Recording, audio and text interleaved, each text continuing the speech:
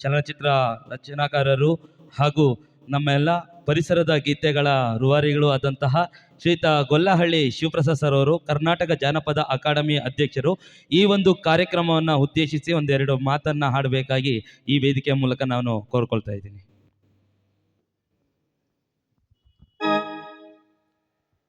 ವಿಶ್ವ ರಂಗಭೂಮಿ ದಿನಾಚರಣೆಯ ಶುಭಾಶಯಗಳೆಲ್ರಿಗೂ.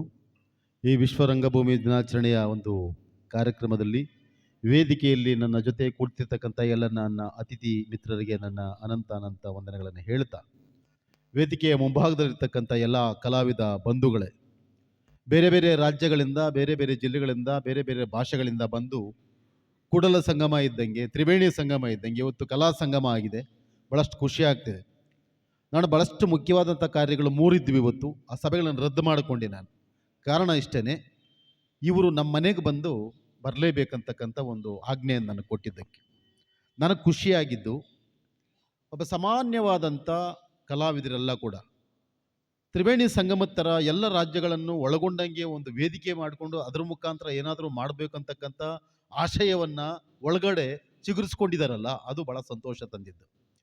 ನೀವೆಲ್ಲ ಕೂಡ ನಿಮ್ಮೊಳಗಡೆ ನೀವು ಅರಳಬೇಕು. ಯಾಕಂತ ಹೇಳಿದ್ರೆ, ಶ್ರೀಮಂತ ಆಗೋದು ಬಹಳ ಈಸಿ, ರಾಜಕಾರಣಿ ಆಗ್ಬೋದು ಬಹಳ ಈಸಿ, ಉಳ್ಳವನಾಗೋದು ಬಹಳ ಈಸಿ. ಬೆಳ್ಳಿ, ಬಂಗಾರ, ವಜ್ರ, ವೈಢೂರ್ಯ, ಹಣ, ಅಂತಸ್ತು ಎಲ್ಲವನ್ನೂ ಉಳಿಸ್ಕೊಳ್ಬೋದು, ಗಳಿಸ್ಕೊಳ್ಬೋದು. ಅವೆಲ್ಲ ಕೂಡ ಬಹಳ ಈಸಿಯಾದ ಕೆಲಸಗಳು. ಒಬ್ಬ ಕವಿ ಆಗೋದು, ಒಬ್ಬ ಕಲಾವಿದ ಆಗೋದು, ಹಾಡುಗಾರ ಆಗೋದು, ಒಟ್ಟಾಗಿ ಒಂದು ರಂಗದ ಮೇಲೆ ನಿಲ್ಲೋದಿದೆಯಲ್ಲ, ಬಹಳ ಅದ್ಭುತವಾದಂಥ ಕೆಲಸ, ಅಸಾಧ್ಯವಾದಂಥ ಕೆಲಸ. ಅಂಥ ಸಾಧ್ಯತೆಗಳನ್ನು ಮಾಡಿಕೊಂಡು ನೀವೆಲ್ಲ ಇಲ್ಲಿ ಬಂದಿದ್ದೀರಿ ಅಂತ ನಾನಂತ ಅಂದ್ಕೊಂಡಿದ್ದೀನಿ. ಹಾಗಾಗಿ ನಿಮ್ಮೆಲ್ರಿಗೂ ನಾನು ಶುಭಾಶಯಗಳನ್ನು ಹರಿಸ್ತಾ ಇದ್ದೀನಿ. ಅಲ್ಲೊಂದು ಸ್ಲೋಗನ್ ನೋಡಿದೆ, ಕಲೆ ಕಲೆಗಾಗಲ್ಲ, ಕಲೆ ಜನರಿಗಾಗಿ ಅಂತ. ನಿಜ, ಈ ಭೂಮಿ ಹುಟ್ಟಿದಾಗಿಂದ ಇಲ್ಲಿ ಸಂಸ್ಕೃತಿಯನ್ನು ಕೊಟ್ಟಿದ್ದು ಇಲ್ಲಿನ ಕಲಾವಿದರು. ಅಷ್ಟೇ ಅಲ್ಲ, ಕರಿಜಾಲಿ ಮರದಿಂದ ಜಾಲಿಕಾಯಿಗಳನ್ನು ತಂದು ಕುಟ್ಟಿ ಒಳ್ಳಲ್ಲಾಗಿ ರುಬ್ಬಿ ರಸ ತೆಗೆದು ಅದನ್ನೊಂದು ಕೊಬ್ಬರಿ ಚಿಪ್ಪಿಗೆ ಹಾಕಿ ಅದಕ್ಕೊಂಚೂರು ಕಬ್ಬಿಣ ಸೇರಿಸಿ ಅದನ್ನು ಹಿಂದ್ಗಡೆ ಪಡಸಾಲೆಯಲ್ಲೆಲ್ಲೋ ಇಟ್ಟು 3 ದಿವಸ ಅದು ಕಪ್ಪಗೆ ಗಟ್ಟಾದ ಮೇಲೆ ಅಮ್ಮನ 2 ತೊಟ್ಟು ಹಾಲನ್ನು ಅದಕ್ಕೆ ಬಿಟ್ಟು ಅದನ್ನು ಗಂಧ ತೆಗೆದು ಮಗುವನ್ನು ಆಕರ್ಷಣೆ ಮಾಡಿ ಅಂತ ಕರೆದು ಅದಕ್ಕೆ ಹಣೆ ಮೇಲೆ, ಗಲ್ಲದ ಮೇಲೆ, ದೃಷ್ಟಿಗಂತ ಕೆನ್ನೆ ಮೇಲೆ ತಿಲಕ ಇಡ್ತೀವಲ್ಲ, ಅಲ್ಲಿಂದ ಪ್ರಾರಂಭ ಆಗ್ತಕ್ಕಂಥ ನಮ್ಮ ಕಲಾ ಜೀವನ ಸಾಯೋ ತನಕ ಇರ್ತದೆ. ದೇವರುಗಳನ್ನು ಕರ್ಕೊಂಬರಬೇಕು, ಕಲಾವಿದರು ಬೇಕು. ದೇವರುಗಳನ್ನು ಮಲಗಿಸ್ಬೇಕು, ಕಲಾವಿದರು ಬೇಕು.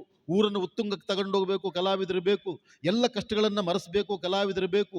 ಭಜನೆ ಬೇಕು, ಭಕ್ತಿಗೀತೆ ಬೇಕು, ಜನಪದ ಗೀತೆ ಬೇಕು, ಭಾವಗೀತೆ ಬೇಕು, ಸುಗಮ ಸಂಗೀತೆ ಬೇಕು, ಎಲ್ಲ ಗೀತೆಗಳು ಬೇಕು. ಆದರೆ ಇವತ್ತು ನನ್ನ ಮುಂದುಗಡೆ ಇರತಕ್ಕಂಥ ಒಂದು ದೊಡ್ಡ ಸವಾಲು ಮತ್ತು ಕಂಟಕ ಅಂತ ಹೇಳಿದ್ರೆ, ರಿಯಾಲಿಟಿ ಅಲ್ಲದ ಡುಪ್ಲಿಕೇಟ್ ಶೋಗಳನ್ನು ರಿಯಾಲಿಟಿ ಶೋ ಅಂತ ಕರೀತಕ್ಕಂಥ ಒಂದು ದೊಡ್ಡ ಸಾಂಸ್ಕೃತಿಕ ರಾಜಕಾರಣ ಈ ದೇಶದಲ್ಲಿ ನಡೀತಾ ಇದೆ. ಅದನ್ನು ಧಿಕ್ಕರಿಸಿ ನಿಜವಾದ ಜನಪದವನ್ನು, ನಿಜವಾದ ರಂಗಪದವನ್ನು, ನಿಜವಾದ ಜನಪದವನ್ನು, ಸೊಬಾನೆ ಪದವನ್ನು, ಅಮ್ಮನ ಪದವನ್ನು, ಅಪ್ಪನ ಪದವನ್ನು, ತಾತನ ಪದವನ್ನು, ಕೆರೆ ಪದವನ್ನು, ಮರಪದವನ್ನು, ನಮ್ಮೂರ ಬೀದಿಯ ಪದವನ್ನು ಉಳಿಸ್ಬೇಕು. ಆ ಶಕ್ತಿ ನಮ್ಮಂಥ ಕಲಾವಿದರಿಗೆ ಮಾತ್ರ ಇರ್ತಕ್ಕಂಥದ್ದು. ಈ ನಿಟ್ಟಲ್ಲಿ ನಾನು ಮಾತಾಡಲಿಕ್ಕೆ ಹೋಗೋದಿಲ್ಲ. ಬೇರೆ ಬೇರೆ ವೇದಿಕೆಗಳಲ್ಲಿ ಲಕ್ಷಾಂತರ ಮಂದಿ ಇರ್ತಾರೆ, ನಾನು ಮಾತಾಡ್ತಾನೆ ಇರ್ತೀನಿ ದಿನಗಟ್ಟಲೆ. ಆದರೆ ಸಮಯದ ಅಭಾವ ಇರೋದರಿಂದ ಬೇರೆ ಬೇರೆ ಜಿಲ್ಲೆಗಳು, ಬೇರೆ ಬೇರೆ ರಾಜ್ಯಗಳವರು ಇಲ್ಲಿ ಬಂದು ಪ್ರದರ್ಶನ ಮಾಡಬೇಕಂತ ಅನಿವಾರ್ಯತೆ ಇರೋದರಿಂದ ವಿಶ್ವ ರಂಗಭೂಮಿಯ ದಿನಾಚರಣೆಯ ನಿಮಗೆಲ್ಲರಿಗೂ ಶುಭಾಶಯಗಳು ಹೇಳ್ತಾ, ನನ್ನ ಕೊನೆಯದಾಗಿ ಒಂದು ಮಾತು, ನಮ್ಮ ಪರಂಪರೆಯ ಜನ ಹೇಳಿದರೆ, ಕಲೆಗೋಸ್ಕರ ಅಲ್ಲ, ಕಲೆ ಜನಕ್ಕೋಸ್ಕರ ಅಂತ. ಹಾಗಾಗಿ ಜನರ ನಾಡಿಯನ್ನು, ನಾವು ನೋಡಿ 100 ಕಷ್ಟ ಒಬ್ಬ ಕಲಾವಿದನಿಗೆ ಸಾಕಷ್ಟು ಸಂಕಷ್ಟ ಇರ್ತದೆ. ಆದರೆ ಎದುರುಗಡೆ ಇರ್ತಕ್ಕಂಥ 1000 ಜನ ನಲಿಸ್ತಾನೆ. ಎದುರುಗಡೆ 1000 ಇರ್ತಾರೆ, ಎದುರುಗಡೆ 2000 ಇರ್ತಾರೆ, ಎದುರುಗಡೆ 10,000 ಜನ ಇರ್ತಾರೆ. ಆದರೆ ಕಲಾವಿದ ತನ್ನೊಳಗೆ 100 ಕಷ್ಟಗಳಿರ್ತವೆ. ಆ 100 ಕಷ್ಟಗಳನ್ನು ನುಂಗಿ ಎದುರುಗಡೆ ಇರ್ತಕ್ಕಂಥ 1000 ಜನರ ಮನಸ್ಸನ್ನು ಉತ್ತುಂಗಕ್ಕೆ ತಗೊಂಡೋಗ್ತಾನೆ ಅಂತ. ಅದು ಕಲಾವಿದನ ಶಕ್ತಿ. ನನ್ನ ಪ್ರಕಾರ ಕಲಾವಿದ ಅಂದರೆ ಅಮ್ಮ ಇದ್ದಂಗೆ, ಕಲಾವಿದ ಅಂದರೆ ಜೋಗಳ ಇದ್ದಂಗೆ, ಕಲಾವಿದ ಅಂದರೆ ಅಜ್ಜಿಯ ತೊಡೆ ಮೇಲೆ ಕತೆ ಕೇಳಿದಂಗೆ. ಈ ಎಲ್ಲ ಸದ್ಗುಣಗಳನ್ನು ಇಟ್ಕೊಂಡು ಕಲಾವಿದರು ಯಾವತ್ತೂ ಮಕ್ಕಳಾಗಬೇಕು, ಕಲಾವಿದ ತಾಯಿ ಆಗಬೇಕು, ಕಲಾವಿದ ಅಮ್ಮ ಆಗಬೇಕು, ಕಲಾವಿದನಿಗೆ ವಿನಯ ಇರಬೇಕು. ಆಗ ನಾವು ಮೇಲಕ್ಕೆ ಹೋಗ್ತಾ ಇರ್ತೀವಿ. ಯಾರು ಕೂಡ ಎತ್ತರವಲ್ಲ, ಯಾರು ಕೂಡ ತಳವಲ್ಲ, ಎರಡನ್ನೂ ಕಟ್ ಮಾಡಬೇಕು. ಶ್ರೇಷ್ಠತೆ ಕನಿಷ್ಠತೆ ಎರಡೂ ಸುಳ್ಳೆ. ಮಧ್ಯಮ ಮಾರ್ಗದಲ್ಲಿ ಇರಬೇಕು. ಮಧ್ಯಮ ಮಾರ್ಗದಲ್ಲಿ ನಗ್ನಗ್ತಾ ಆನಂದವಾಗಿ ಬದುಕಬೇಕು. ಆಮೇಲೆ ಸಂತೋಷ ಹಣದಿಂದನೋ ಬೆಳ್ಳಿ ಬಂಗಾರದಿಂದನೋ ಮೇಲೆ ಎಲ್ಲೋ ಕಲ್ಪನೆಯಿಂದ ಸಿಗಲ್ಲ. ಸಂತೋಷ ಹೇಳ್ತಕ್ಕಂಥದ್ದು ನಮ್ಮ ಎದೆ ಒಳಗಡೆ.